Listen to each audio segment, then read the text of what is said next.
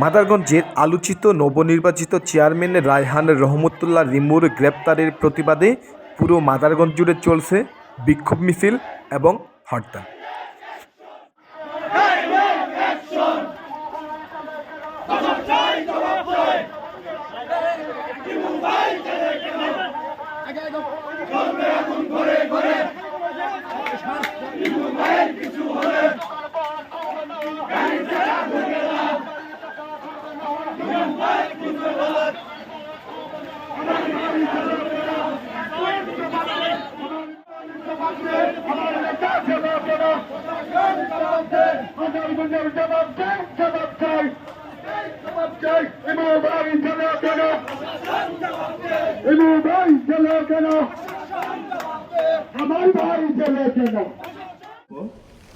এটা আইনি প্রক্রিয়া, আইনগতভাবেই এটা মোকাবেলা হবে।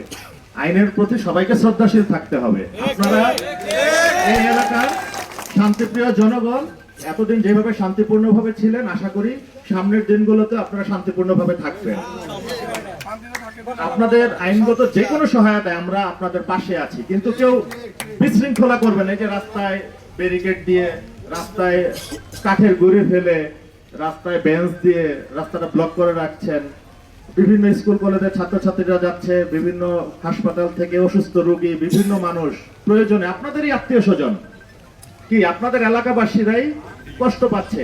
আপনাদের দাবি ঠিক আছে, আপনারা আপনাদের দাবি করবেন। আপনাদের নেতা জেলখানায় আছে, আপনাদের দাবিও যৌক্তিক, ঠিক আছে। সেটা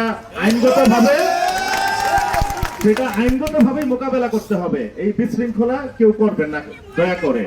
আপনারা আপনাদের আবেদন জানাবেন আদালতে, আপনারা আপনাদের জামিনের জন্য আদালতে জানাবেন, আপনারা যাবেন অ্যাডভোকেটের মাধ্যমে। কিন্তু এলাকায় আপনারা শান্তিপূর্ণভাবে থাকেন, শান্তিপূর্ণভাবে আপনারা আপনাদের যেই আন্দোলনে শান্তিপূর্ণভাবে যাতে করেন, যাতে এতে জানমালের, সরকারি জানমাল, এলাকার সাধারণ নাগরিকের যাতে কোনো ক্ষয়ক্ষতি না হয়, এটা